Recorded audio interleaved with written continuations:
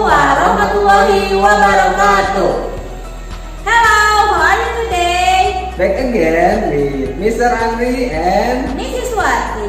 today We learn about PLH. our topic is Jenis-jenis bencana alam. okay, ya. Are you ready? Ready? Let's go. Yang harus dilakukan saat terjadi bencana alam. Beberapa hal yang dapat kita lakukan ketika gempa bumi terjadi. Jika kita berada di dalam rumah, kita bisa bersembunyi di kolong meja agar tidak terjatuhkan ya oleh barang-barang yang di atas ya. Jadi kita bisa bersembunyi apabila meja itu cukup besar. Yang kedua, jika tidak memungkinkan berlindung di bawah meja, misalnya mejanya kecil ya, carilah bantal untuk melindungi kepala kita. Kemudian yang ketiga, jika tidak ada meja, maka kita bisa jongkok ya. Jongkok di sudut ruangan, jauhi jendela, lindungi kepala kita. Jadi organ yang paling harus kita lindungi yang pertama adalah kepala pada saat terjadi gempa. Yang keempat, jika sedang mengalami memasak di dapur, maka harus segera mematikan kompor. Next. Yang kelima, jika kita berada di luar rumah, kita harus bersifat tenang ya, tenang.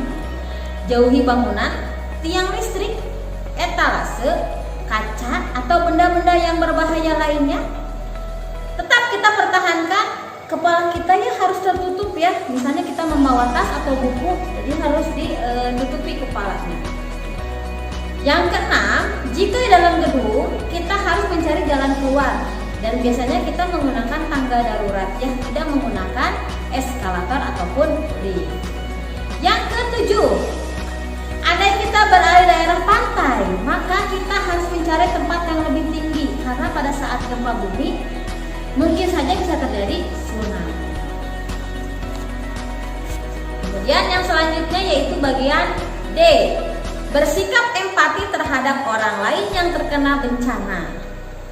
Setelah terjadi bencana, tentunya mengingatkan kita kepada kerugian dan korban ya. Terhadap para korban bencana, seharusnya kita memberikan perhatian. Berikut ini sikap yang patut ditunjukkan. Yang pertama, kita melakukan evakuasi atau penyelamatan. Yang kedua, kita memberikan motivasi agar para korban tetap semangat dalam menjalani hidup ke depan. Yang ketiga, kita membuka posko bantuan terhadap korban bencana alam. Yang keempat, mungkin dengan cara penggalangan dana. Yang kelima, memberikan penanganan khusus terhadap korban yang mengalami luka-luka.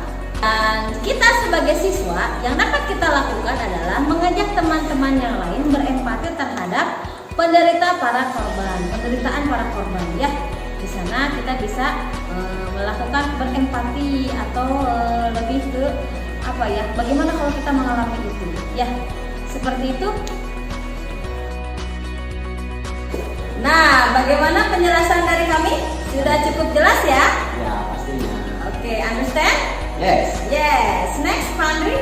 Oke, untuk homeworknya kalian catat materinya menggunakan tulisan tegak, bersambung, rapi ya. Jadi keep spirit ya, and Ikan hiu muter-muter. see you later. Bye.